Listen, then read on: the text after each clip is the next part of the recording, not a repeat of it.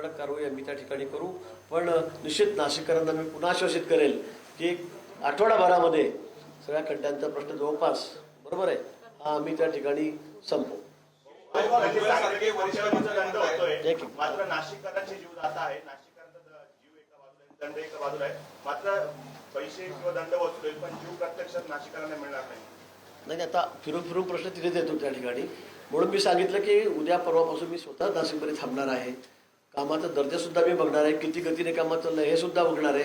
उद्या सगळ्या ठेकेदारांना आम्ही या ठिकाणी बोलवलेलं आहे।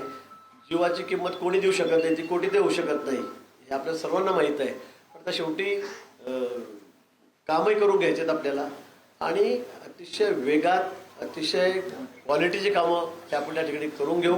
कुठे याच्यामध्ये उशीर होणार नाही आणि आता जो पावसाळा आहे त्या पावसाळ्यामध्ये लोकांना त्रास होणार नाही, जनतेला नाशिककरांना।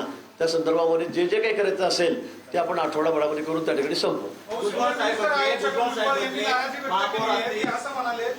यापूर्वी अशी कधीही परिस्थिती नाशिकची नव्हती, अत्यंत खराब अशी स्थिती झालेली आहे। याची जबाबदारी निश्चित केली पाहिजे। विशेषतः तुम्ही प्राधिकरणाचे प्रमुख म्हणून तुम्ही ही जबाबदारी घेऊन या सगळ्याबाबत कठोर कारवाई करणं अपेक्षित आहे असं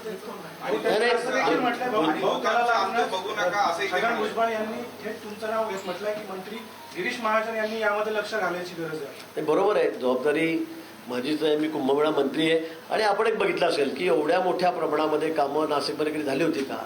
आज आपण जवळपास नाशिक आणि त्र्यंबकेश्वरसाठी 35-40 हजार कोटी रुपये खर्च करतो।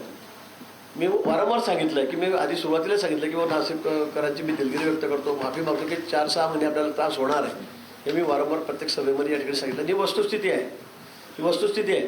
पण एवढ्या मोठ्या प्रमाणात कामं की आपल्याला पुढचे 30-40 वर्ष कुठे बघावं लागणार नाही। म्हणजे डांबरी रस्ते केले की दरवर्षी आपल्याला खड्डे बुजवावे लागतात, पुन्हा ते डांबर वाहून जातं।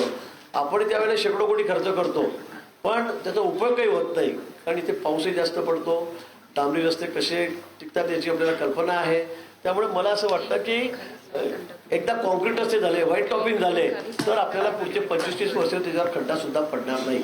अशा क्वालिटीचे रस्ते आपण या ठिकाणी करतो आणि जवळपास 35,000-40,000 कोटी खर्च करून आपण सगळं नाशिक शहराचा चेहरामोहरच बदलवतो। आणि मग त्याच्यामध्ये सगळंच आहे, MNGL पण असेल, आपण फायबर त्या ठिकाणी टाकतोय, एका रोड खाली तर 7 प्रकारचे सगळे आपण कामं त्या ठिकाणी करतोय, युटिलिटी करतोय।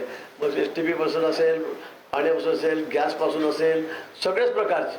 आणि त्याच्यामुळे मग सगळ्यांना इतक्या सुविधा नंतर मिळणार आहे याची आपल्याला कल्पना आहे। जवळपास 4-4.5 हजार कॅमेरे आपण त्या ठिकाणी तर सगळ्या ठिकाणी लावतो आणि म्हणून नाशिक सगळं अगदी मॉडर्न नवीन नाशिक आपण या ठिकाणी तयार करतो। म्हणजे 6 महिन्याने नाशिकमध्ये येणाऱ्या माणसाला वाटेल की खरंच आपण कुठे आलेलो आहोत, अशा पद्धतीने आपण कामं करतो। आणि म्हणून थोडा त्रास होणार आहे, मी आधी सांगितलेलं आहे। पण याच्यामध्ये अशी परिस्थिती कधी नव्हती आणि खरं आहे, कारण एवढे रस्ते कॉन्क्रीटचे कधी आपण बघितले का? सगळे डांबरी रस्ते होते, सगळे डांबरी रस्ते होते। भुजबळ साहेब जे म्हणतात ते खरं आहे की अशी परिस्थिती कधी नव्हती आणि खरंच कधी नव्हती। आणि म्हणून आता आपण एवढे मोठे रस्ते करतो आहोत, हजारो कोटी त्या रस्त्यांसाठी खर्च करतो आहोत। आउटर रिंग रोड आपण त्या ठिकाणी घेतलेला आहे, शहरातले आपण सगळे रस्ते करतो आहोत, सगळे युटिलिटी आपण त्या ठिकाणी देतो आहोत। आणि त्यामुळे थोडा त्रास होणारी वस्तुस्थिती आहे। पण भुजबळ साहेबांना मी सांगेल की आता येणाऱ्या 6 महिन्यामध्ये सगळे कामं पूर्ण होतील। बस 6 महिने 7-8 महिने लागेल, वर्षभरात कुंभ आहे, पण तोपर्यंत ते सगळी कामं पूर्ण होतील आणि मग मात्र नाशिककर म्हणतील की आमच्या शहरासारखं दुसरं शहर कुठलंही नाही आहे। ही सुद्धा निश्चित लोकांचं कौतुक करतील असाही शब्द मी आपल्याला ठिकाणी देतो। पण त्यांचा राग, त्यांचा त्रागा हा जरी खरा असला तरी पण या ठिकाणी जी